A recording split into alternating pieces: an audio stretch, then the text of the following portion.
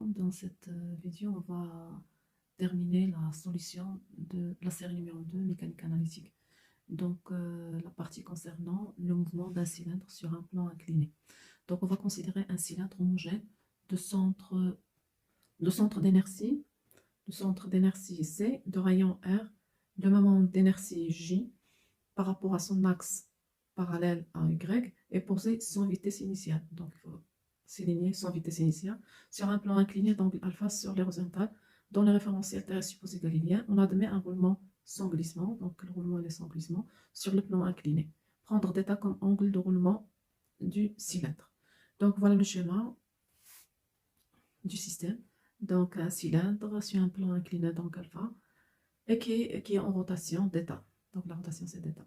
Donc, le cylindre roule sur le plan et son axe de rotation reste parallèle à Y. Donc, lorsqu'il tourne autour de Y, donc la rotation, ça sera autour de Y. Il admet une seule rotation, c'est sa rotation propre, on va le nommer d'état. Le contact avec OX, ça va donner ZG égale à R. Le cylindre subit une translation parallèle à X, donc YG égale à constante. Donc le cylindre admet une rotation d'état, une translation XC. Donc si je considère la condition de roulement sans glissement, de roulement sans glissement,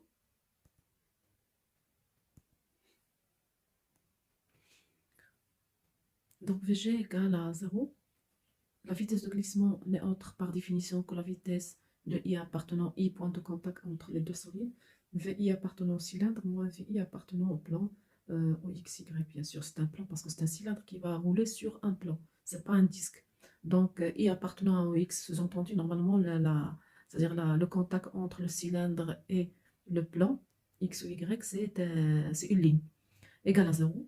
Donc VI appartenant au cylindre égale à 0, VI, d'après la relation de transfert, c'est égal à VC, comme c'est un solide.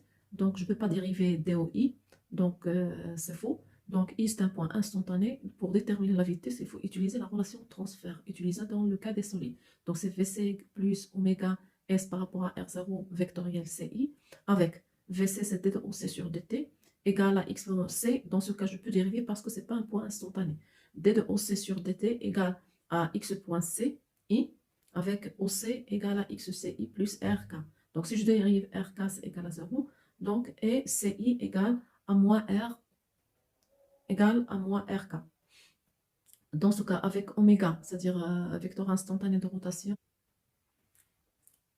oméga égale à d'état point J, VI égale à X point CI plus d'état point J vectoriel moins RK, ce qui donne X point C moins R d'état point I, porté par I. Donc, avec J vectoriel K égale à I. Donc, la condition de roulement sans glissement sera X point C moins R θ point égale à 0. Donc, le mouvement possible pour ce problème, il y a une rotation avec un angle θ, plus une translation x selon x, c'est xc. Donc, avec une liaison, condition de roulement sans glissement, x point c moins r θ point. Donc, pour calculer le degré de liberté, j'aurai ces les deux mouvements possibles, moins la liaison, c'est égal à 1. Donc, le degré de liberté dans ce cas, c'est 1. On peut choisir comme coordonnée généralisée le θ. Bien sûr, je peux choisir le xc, mais ça va donner trop de calculs lorsque je veux calculer ou faire des calculs.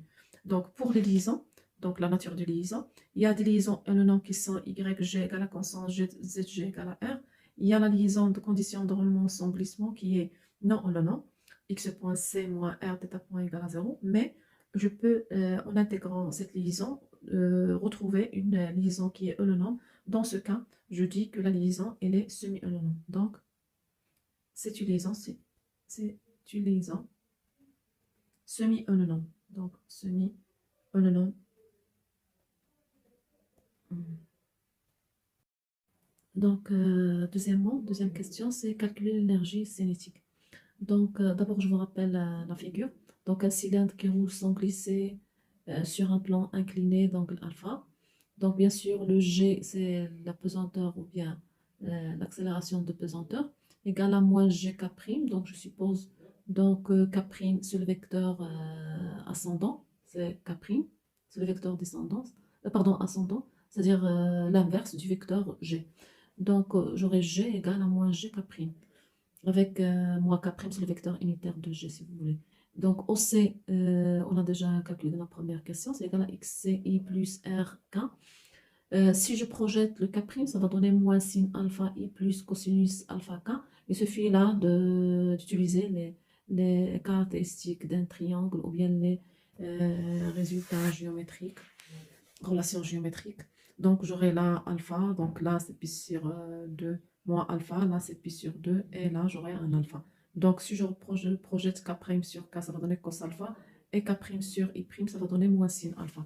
Donc, je rappelle la condition de roulement sans glissement, c'est égal à x point c moins r d'état point égale à 0, ce qui donne x point c égale à r d'état point. Donc, comme on a pris comme coordonnées généralisées d'état, donc on va essayer d'éliminer le xc en remplaçant x point c par r d'état point. La matrice ou le moment d'inertie selon y du cylindre, c'est égal à J égale à mr carré sur 2, c'est une donnée du problème. Donc, pour calculer l'énergie cinétique, donc T égale à 1 demi mvc carré plus 1 demi transposé oméga fois la matrice fois oméga. Donc, d'abord, on va calculer Vc, c'est égal à x point ci. Le RK, si on dérive le RK, ça va donner égal à 0. R constante, K constante. Donc, ce qui reste, x point ci. Donc, si je remplace en utilisant la relation de condition, c'est-à-dire de roulement sans glissement, donc x point c égale à r d'état point, je vais avoir le Vc égal à r d'état point i. Donc, T égale à 1 demi mvc carré, c'est mr carré d'état point carré, plus 1 demi d'état point carré J, avec J c'est mr carré sur 2. Si je remplace J, je vais trouver une énergie cinétique T égale à 3 quarts mr carré d'état point carré. Donc, pour calculer l'énergie potentielle, on va procéder de la manière suivante pour calculer ZC. On sait que l'énergie potentielle d'un système, c'est V égale à mg, l'altitude, donc dans c'est-à-dire l'axe de pesanteur. Donc, ZC, c'est l'altitude dans l'axe de pesanteur qui est porté par G. Avec G égale à moins Gk', donc il suffit de projeter OC par rapport à moins K'. Donc, ZC, c'est la projection de ZC, c'est la projection de OC. Donc, je projette le OC, voilà, le OC, ça c'est OC. Je le projette, je l'ai projeté sur l'axe de pesanteur, ça va donner ZC. Donc, ZC, c'est de là à là. Donc, voilà le ZC. Donc, le ZC, c'est la projection de OC sur l'axe du pesanteur. L'axe du pesanteur, c'est moins K'. Donc, pour cela, donc, je peux écrire là le V égale à mgzc, et ZC n'est autre que la projection de I dans l'axe sur l'axe de pesanteur, et c'est plus ce là la distance entre, c'est-à-dire de la projection de CI sur le K'.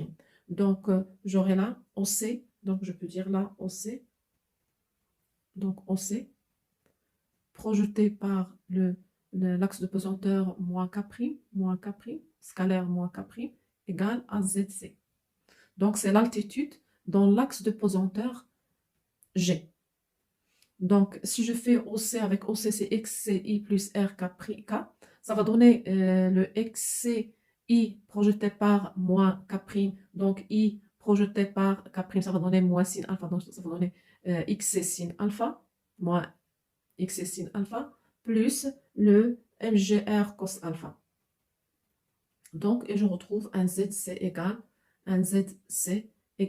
à moins XC sin alpha plus MGR, ou pardon, plus R cos alpha. Donc, V égale, si je remplace XC par R d'état, ça va donner moins MGR d'état sin alpha plus une constante, donc je considère cette partie-là, c'est constante.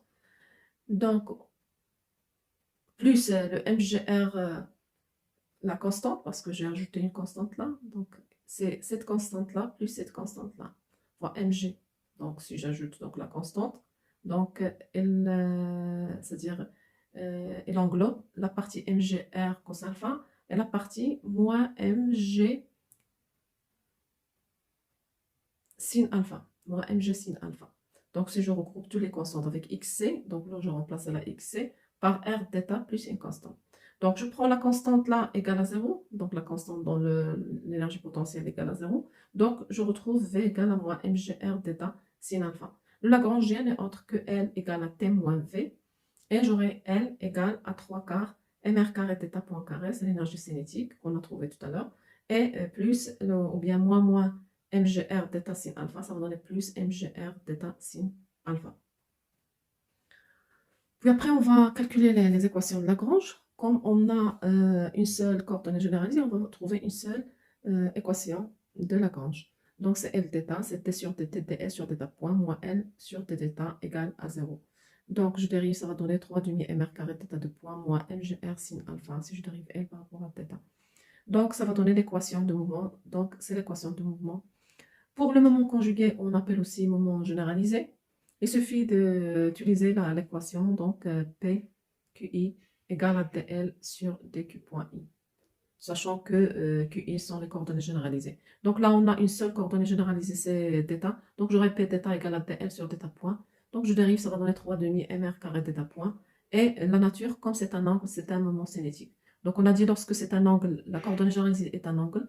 Le moment conjugué, c'est un moment cinétique. Lorsque la coordonnée généralisée est une longueur, c'est-à-dire x, y, z ou bien r ou bien ρ, c'est-à-dire c'est en mètres, c'est une longueur. Dans ce cas, le moment conjugué, c'est une quantité de mouvement. Je vous rappelle, c'est-à-dire la nature, lorsqu'on vous demande la nature du moment conjugué.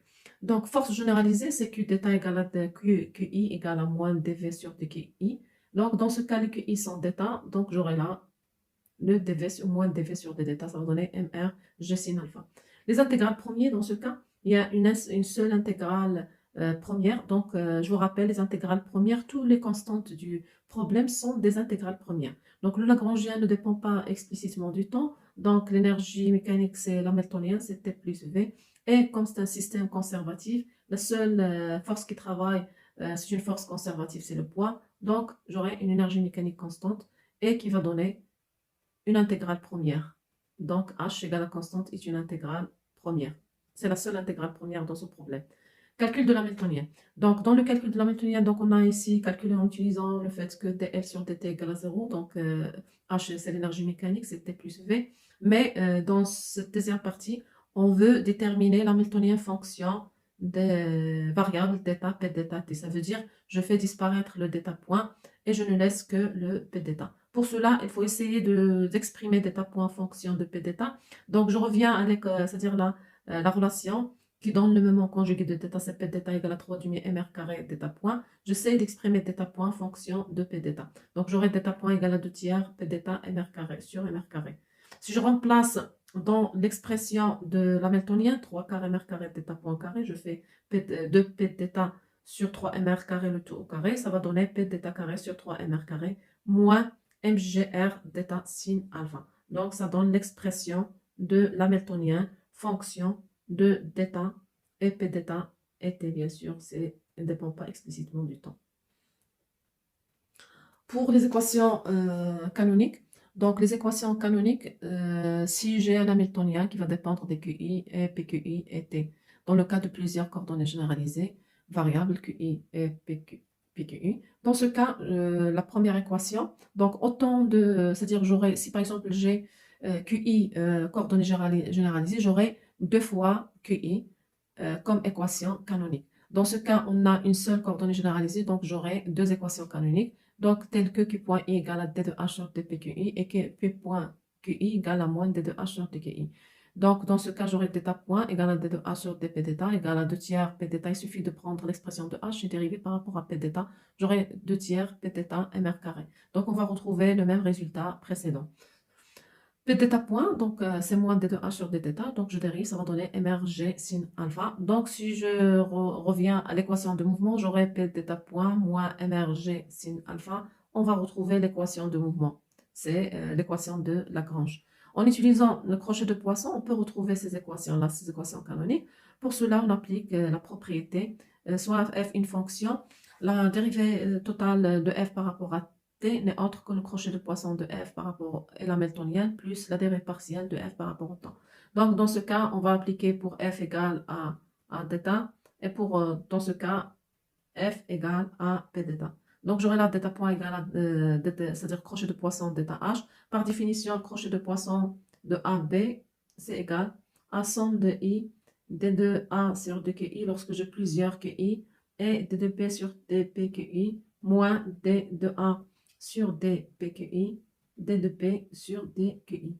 Mais dans ce cas, on a une seule coordonnée généralisée. Donc, j'aurai le crochet de poisson de θ et h. C'est égal à d de θ sur d θ, th sur dp θ, moins d θ sur dp θ, d de h sur d θ. Et là, c'est égal à 0. Le d θ sur dp θ, ça va rester là. D sur d θ, c'est 1. J'aurai d h sur θ. Je retrouve l'équation canonique. La même chose pour p θ point. C'est égal à p θ h. Et c'est égal à d de p θ sur d θ, ça vaut 0, d de h sur dp θ, moins dp θ sur dp θ, ça vaut 1, d de h sur d θ, et c'est égal à moins d de h sur d θ, et je retrouve l'équation canonique, la deuxième équation canonique. Merci.